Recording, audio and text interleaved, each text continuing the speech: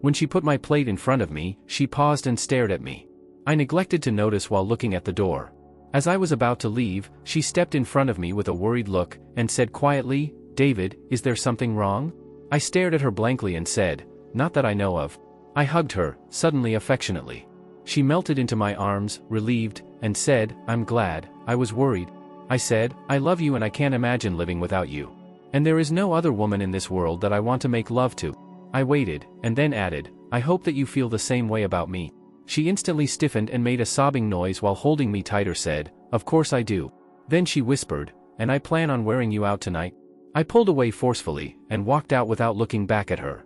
I drove to the motel and downloaded the data while waiting for Marge to go to work. I got back home a little after 9 a.m. I spent the entire time in the parking lot wondering how I was going to get through this day, how could I act normally around the what I was going to do. How am I going to be able to watch the video of her with another man? Downloading the data from the bugs took some time. I wandered around the house aimlessly while it copied. There was just no way I was going to be able to talk to Marge tonight, or even worse, get into bed with her. I started with his emails. After a couple hours, I learned some basic facts. He had 3 companies that bought products cheaply and resold them to the local military base, to several Fortune 500 companies, and to the federal government.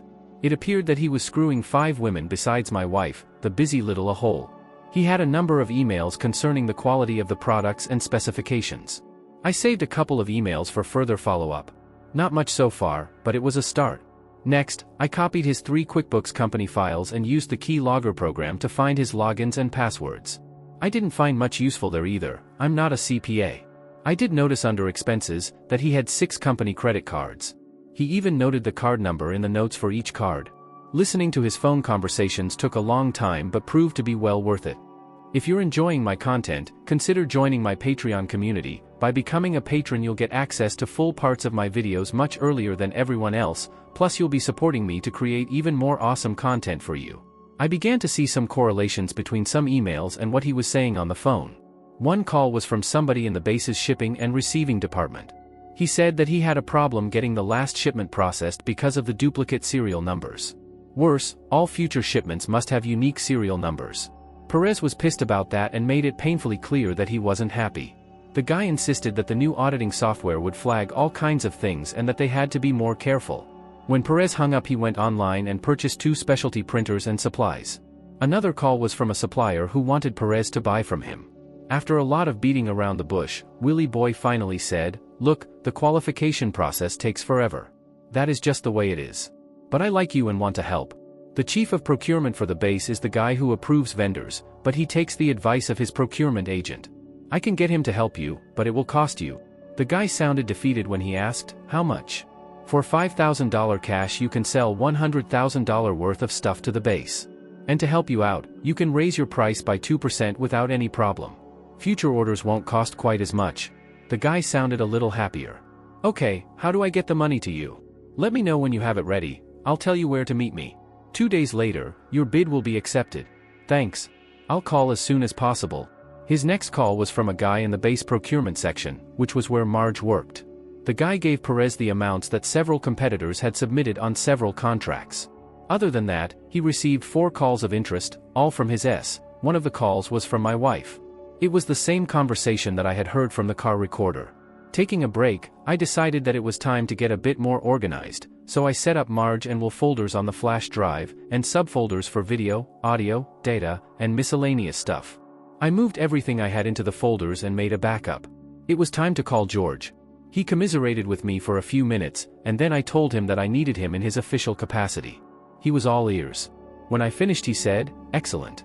Although I can't use your evidence in court, it will unofficially make my ongoing investigation easier. We have been looking into shipping and receiving for a couple of months now. Inventory goes missing, sometimes whole shipments.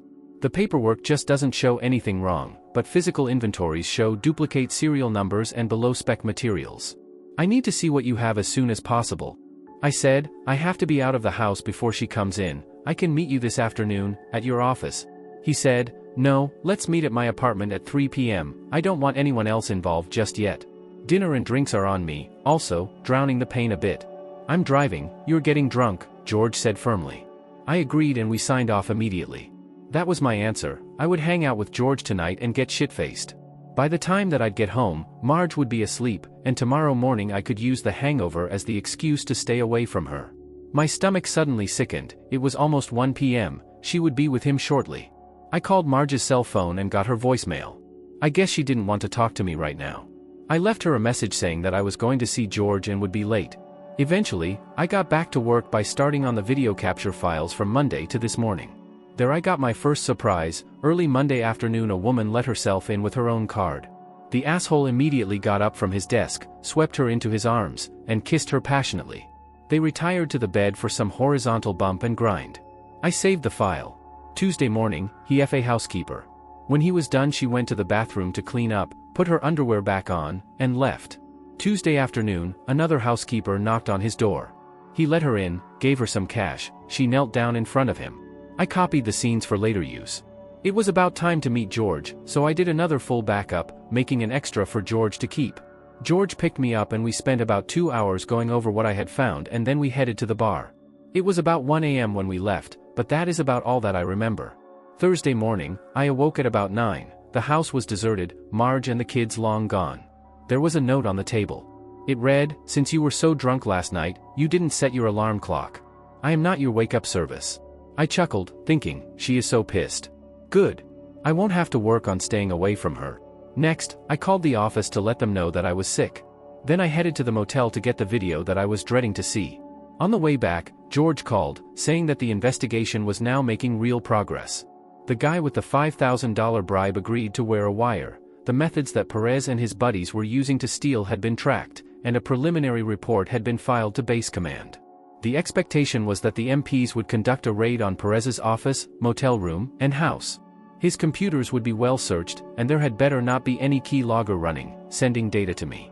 I assured him that there would not be. George thought that the raids would happen in about 10 days, and hoped that I could hold off confronting Marge until then. Then he added a real kicker: since there was a leak to Perez from procurement, Marge was now considered a person of interest. I was about to say, that was pretty stupid, Marge doesn't steal. Then I realized that I used to think that Marge would never cheat, either. We promised to talk tomorrow. I got home and downloaded the motel data as well as the house data. Then I started watching the Wednesday data until 12:30, but then stopped. Next, I checked his email and found what looked to be 2 other vendors who were bribing Perez. Those I forwarded to George. I found a few emails from his S. A couple of them gave dates and times when they would be there. I noted those as Perez would be too busy to notice that I was taking over his computer. Finally, it was time. I couldn't put off viewing the video of Marge. I fast-forwarded until he went to the door and my wife walked into the room. I stopped the playback and just sat there feeling like my guts were washing out of me. Hollow, sick, destroyed, miserable, mad, I felt them all, and others that I couldn't put names to readily. Eventually, I started the playback, and watched them embrace and kiss passionately. Other than her reminding him to be gentler, they didn't say much as they undressed each other and rolled on the bed to fondle. With tears running down my face, I watched him feel her ass, and just play with her body. Worse, I watch her respond to him. She was doing to him all of the things that she did for me. She made the same sounds and movements as she did for me. I stopped the recording and cried for a long time. I fast-forwarded. The second time she got it out she said, "Too rough." He just said, "Take it be." She turned her face away and said, "No, you know I don't like that." He grabbed her hair and pulled her face back. I fast-forwarded until I saw her getting on the bed. She lay on her back, and I watched her open her for another man. Thursday evening was quiet, the kids were out, Marge and I did our own things without much communication. After everyone went to bed, I switched out the data recorder in her car and copied it. I couldn't resist checking the car data. I was betting that she talked to Ashley on the way to work. Marge would not have called on the bedroom phone because I was hungover and sleeping in there. And she wouldn't try in the kitchen as the kids might walk in at any moment. Sure enough, Ashley called Marge, asking how it went. Marge said, "It was fine with Will, I made him be gentler. He is still too rough and he makes me do things I don't really want to do, but I enjoyed our time together." Quietly, Ashley asked, "But with David?" Marge wailed, "No, he didn't show up. He went out and got drunk with one of his buddies.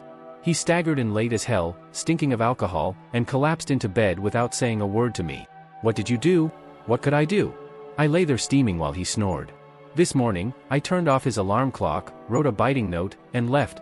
Ashley noted, "You know, sometimes, once in a while, most of us do go out and tie one on. Sounds like bad timing is all." "No," Marge wailed again. I hinted a couple of times to him about S last night.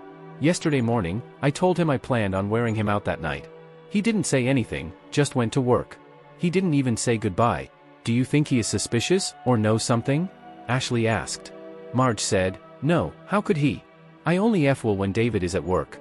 No, I think David is mad that we have only had S once a week for a while now, and he's trying to get even by scorning me. That's a reach, girl. I think I am right, Marge said.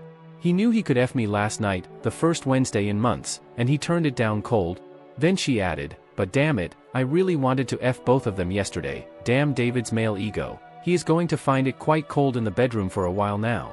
Ashley laughed a little and said, Marge, it's female ego that is making you want them both in the same day. Let it go, at least for now. I guess. It's more than a guess, you have been holding out on David for months. He might be looking at that as you controlling him, and he might have fought back by denying you. Ashley explained, he can't be happy, and you'd better fix that problem before you worry about F them both. That's what I was trying to do, give David more S, Marge exclaimed. No, you made Wednesday night about what you wanted, not about what David needed, Ashley reminded her. You're right, but what should I do now? Ashley said, let it go, maybe he didn't mean to scorn you, just assume that that's the case and let it go. There is a good chance that David will want you tonight. I saved that conversation thinking, hot damn, I pissed her off royally and don't have to pay the piper. There was another call a few minutes later, Ashley again. Hey Marge. Ashley started out. You said that will makes you do things that you don't want to do, why do you let him? He's forceful and does what he wants. I got him to not F me quite as roughly, but he is just a rough lover, was the reply. Curious, Ashley asked, what kinds of things does he make you do? One thing yesterday, he put me on my knees on the floor with the back of my head against the bed. Since I was against the bed, I couldn't get away from it. That's bad, Ashley noted. Yeah, and then he pulled out and did something he knows I don't like. Gross. I didn't have a choice, it was disgusting, he smelled bad and tasted worse, Marge said. She added. Ashley said, men. Yeah, Marge agreed. I think he believes the P movies are real life. Weird. Thursday evening, Marge made overtures for S, but I ignored them. It was almost 2 a.m. before I went to bed, and she was asleep. Sorry, Ashley, you were wrong. I was up early Friday and went directly to work. I left around 3, taking the S test kit with me, and stopped at the motel to get Thursday's and today's videos. Mary wasn't working at the bar, but I had a drink while waiting for the data to download. Getting home, I started copying the files into their storage locations and then used the S test kit on Marge's underwear. The results were positive, though that didn't change anything. I had enough time remaining to review the new videos, and once again I was shocked. I opened the first file. And to this day, I wish that I had not. A young lady in a base military uniform entered his room. D-head and she sat on the sofa and drank a couple of glasses of wine. She looked like she might be 20, or maybe 21, and perhaps weighed 110 pounds.